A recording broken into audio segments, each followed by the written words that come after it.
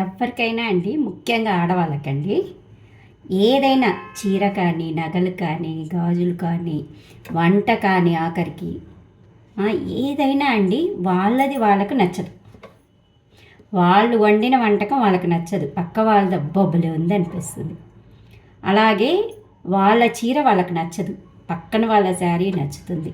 పెళ్ళికి వెళ్తారు కదా, వాళ్ళు మంచి మంచి చీరలు కట్టుకొని వెళ్తారు, మంచి నగలు పెట్టుకొని వెళ్తారు, చాలా రెడీ అవుతారు, మేకప్ అవుతారు. అయినా కానివ్వండి, పక్కన వాళ్ళని అదే పనిగా చూస్తుంటారు.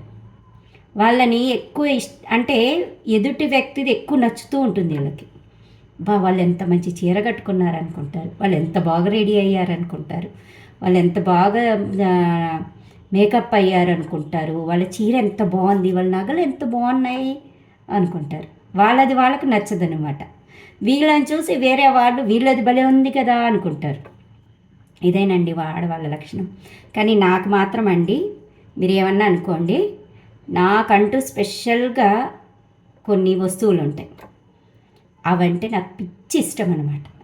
వాటి అంటే నా చీరలు కొన్ని, నా వంటకం నాకే నచ్చుతుందండి. నాకు ఎవ్వరి వంటలు నచ్చవు. నేను హ్యాపీగా చేసుకొని తింటా. నేను వెరైటీలుగా నా వేలు నాకు ఇష్టంగా తింటానండి. నేను అందుకే ఆరోగ్యంగా ఉన్నాను. నాకు షుగర్ ఉంది, థైరాయిడ్ తగ్గిపోయింది. అందుకే తగ్గిపోయిందేమో నాకు తెలీదు. నా వంటకము నేను వండుకున్నది వేరే వాళ్ళది ఆశించకుండా నేను ఎవ్వరి కూరలు తీసుకోనండి. స్కూల్లో కానీ ఎక్కడ కానీ చిన్నప్పటి నుంచి అంతే. నాది పచ్చడన్నమైన నాదే తింటాను నేను.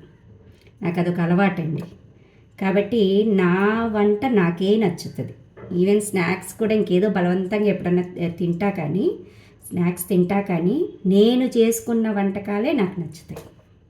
అది ఎందుకో నాకు తెలియదు. నేను అందరిలో వెరైటీనో ఏంటో నాకు తెలియదు. నా చీరలు నాకు నచ్చుతాయండి. నేను వాళ్ళని చూసి నేను ఫీల్ అవ్వను. ఎందుకంటే నన్ను నేను చూసుకుంటూ ఉంటాను. నన్ను నేను చూసుకోవడం అంటే నాకు భలే ఇష్టం అండి. ఎందుకంటే నా నగలు నాకు ఇష్టము, నా చీరలు నాకు ఇష్టము, నా వస్తువులే నాకు ఇష్టం. అది ఎందుకో నాకు తెలియదు. నేను ఎట్లయినా వెరైటీ దాన్ని, అది నాకు మాత్రం బాగా తెలుసు. నేను చాలా వెరైటీ అండి. మీకు కూడా అలాగే అనిపిస్తుంది కదా. మీరు పిచ్చిది అనుకున్నా పర్లేదండి, ఆ పిచ్చితనమే నా వెరైటీ. ఓకేనా.